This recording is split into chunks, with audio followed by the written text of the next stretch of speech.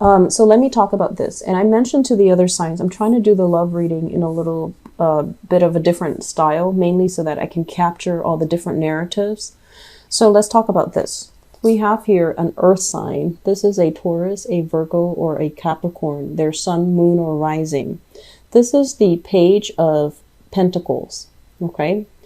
When I look at this person, I always feel like it's somebody that can be a little bit more on the materialistic end. So that means they care about, money. They care about how much someone makes. They care about appearances. They care about reputation and career and things like that. It doesn't mean they're unethical, but I also feel like it's somebody that talks a lot about money, how much they have, how much they don't have. It's somebody who places a little bit too much emphasis on material things, security things. And I'm also feeling as well, their income, their spending always catches up with their income. So that means they can be making, 200,000 a year in whatever unit of currency that you're thinking of. They can be making like 200,000, which is a lot of money. And their lifestyle, their spending always catches up with them. So they're under the premise that, I'm never making enough money. And when you have conversations with them, it seems very, shallow. It seems like there isn't any depth to it, and it can seem a little bit superficial. Okay. And I feel like there is a big sense of misunderstanding between you and this person. You might feel like, oh, they're so materially, bound to, they're so materially focused. How can I have a relationship with this person? How can I even have, how can I have more soulful connection with this person? Because there's so much on the surface and I want something a little bit deeper. I want something a little bit more philosophical. So you have to also understand where you're coming from versus where they're coming from. They might have been in a place where, they've hit rock bottom financially. And so that's why they're so materially focused. And that's why they're also bringing that into their relationship. Whereas from your end, you're very, very innovative. You're ingenious when it comes to finding alternative ways of making money. You might also you might have also grown up in an environment where there was a lot of prosperity, a lot of wealth. And you never had to worry about financial resources the way this person does. And so if you're kind of faulting them for these things, you want to be a little bit careful, okay? Not everyone has the skills, the way that you do to kind of like cut ties and start over, or, hit bottom and then hit rock bottom financially and then bounce right back. So I do feel that, some people are just innately they're like this, but I feel like you're with somebody that you feel is a little bit too materialistic for your taste. And I also feel like there is very strong attraction as well. I'm sensing it's somebody who's very exotic. Usually when this Nine of Pentacles comes up, it's usually somebody who is of darker complexion. And it's somebody who is just, very, very worldly, very exotic. They dress really well. They look really stunning. They always look very clean and made up. And, they just dress really well. And so it could be some of you are with this person because you like the way that the two of you are seen together. You like as well the way that they look, or the way that they look when you're with them, or the way that other people look at you when you're with them. But altogether, this is, I'm sensing as well, it's a relationship that doesn't have a lot of substance. And I feel this is somebody that is new, emerging in your life. This is not somebody that, you've been dating for a long time. I do see a lot of independence between you and this person, where they're giving you the space to roam and to do things, and you like that. But on an innate level, there isn't enough emotional investment to really tie the two people together. Okay. So this is workplace romance. This is people admiring your skills, admiring your business acumen. and they're also admiring how hard you work. Okay, the Three of Pentacles is usually finance related.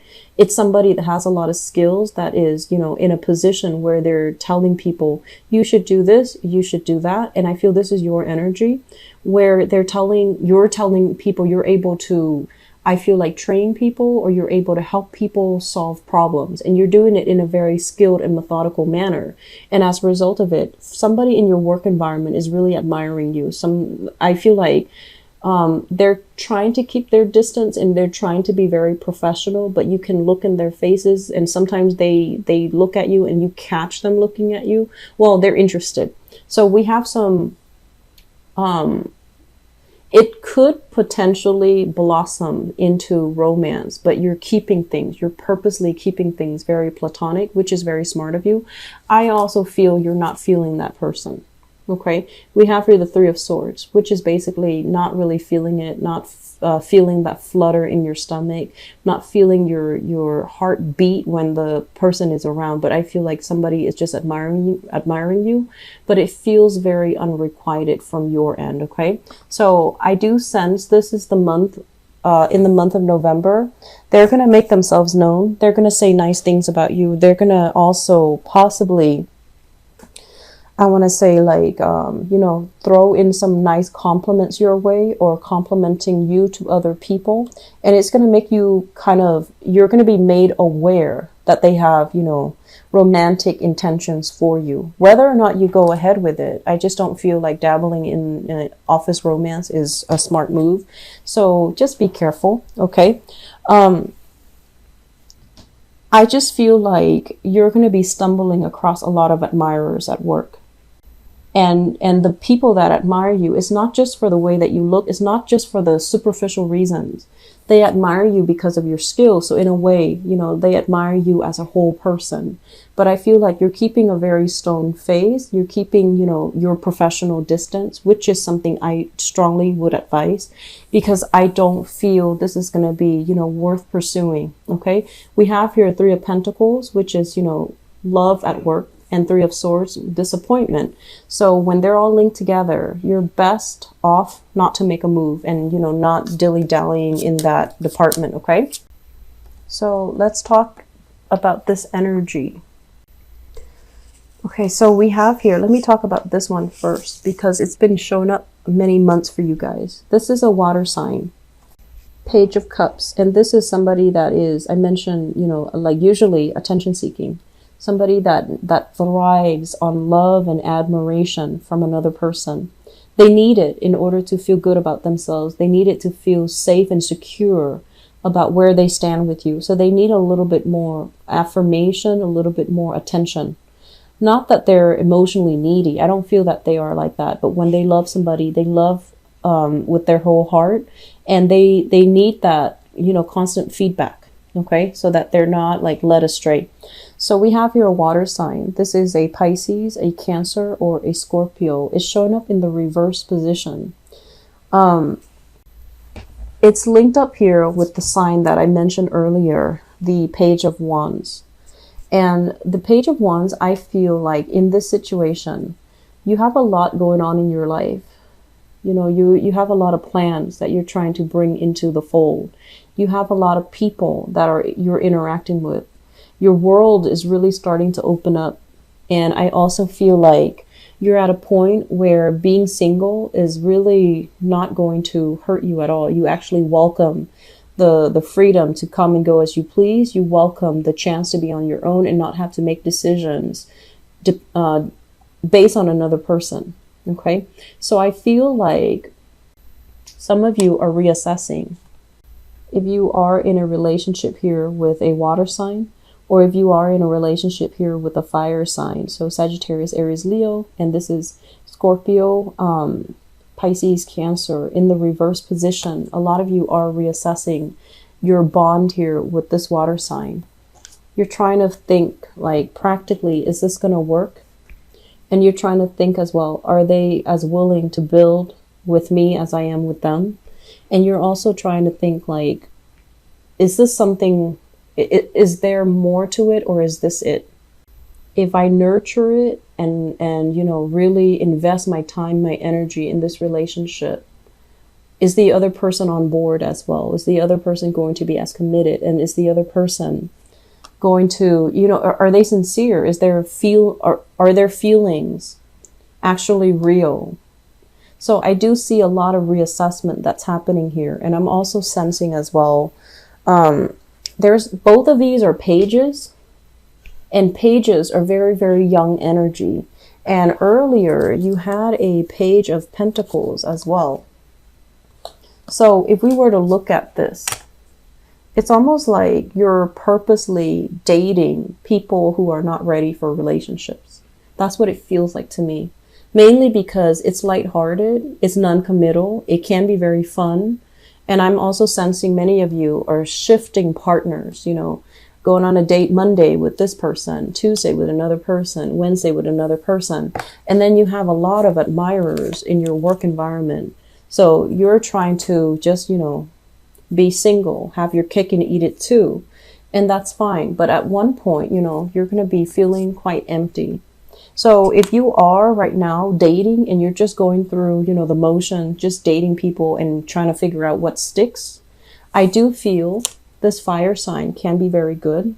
This is Sagittarius, Aries, or Leo. If you're just dating, mindlessly dating, and you're just like, I wonder what works, this is a good energy. It's a very compatible energy with you. And I also feel this person, they're still growing into themselves.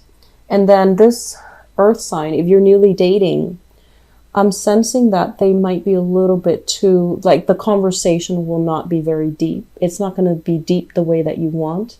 And I don't really see that emotional connection. The water sign, emotional connection for sure, but they might be, they require a lot more maintenance, and they require more heartfelt conversation that will make you really uncomfortable.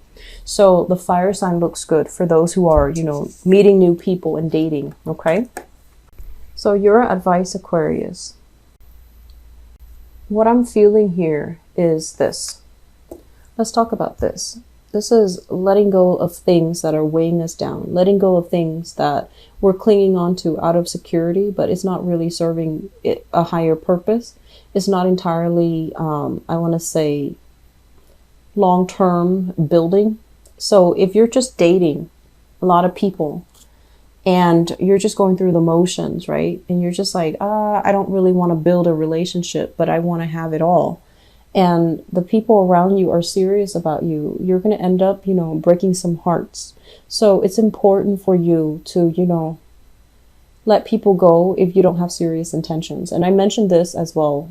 I believe with the Capricorn people, the energy it's blurred together. And so my advice here as well is if you're dealing with somebody that is, you know, a lot more emotionally needy than you would like, it's not a good combination. And then it will inadvertently trigger a lot of jealousies, a lot of hostilities, and a lot of like, oh, you don't need me or you don't want me. So it can create a lot of friction in the relationship. So aim for relationships that are a little bit more harmonious, a little bit more lighthearted, so that you don't end up, you know, repeating cycles. Because I mentioned before, when you love, you're capable of loving very, very, very deeply. But I also feel like, you know, everyone's your friend. So you feel like if I were to stop dating this person, I'm not going to be their friends anymore. And that would suck. So then you try to cling on to that relationship, and it's not really going to be good. Okay. So if you are dabbling with multiple partners, you really want to reassess, you know, which one is viable. If none of them are viable, that's fine. Let them all go so that you can figure out something else. And then I'm also feeling if you're dealing with, you know, somebody with control issues, if you're hanging on to a relationship that doesn't really have a future as well, either because of control issues, wanting to make things work, and, you know, kind of like, I want to say rationalizing or lying to yourself that this is the one, that's also not going to serve its purpose. So, you know, try to release some things, okay? Release baggage, release excess energy, because holding on to it is really going to affect you. It's really going to eat up your time. It's going to get you all distracted. And this is the month where you need to be very strong, and you need to try to do the right thing, and you need to kind of like channel messages from your higher self in order to do the right thing and the ethical thing, and to avoid all of this mindless bickering, wasting your energy, arguing with people that don't really have, conversations that lead nowhere, I want to say. So it's a very good idea overall to release baggage. Okay. If there are, disputes and things like that in relationship, try to approach it from a spirit of understanding as well. I do see bickering coming in between you and a relationship partner.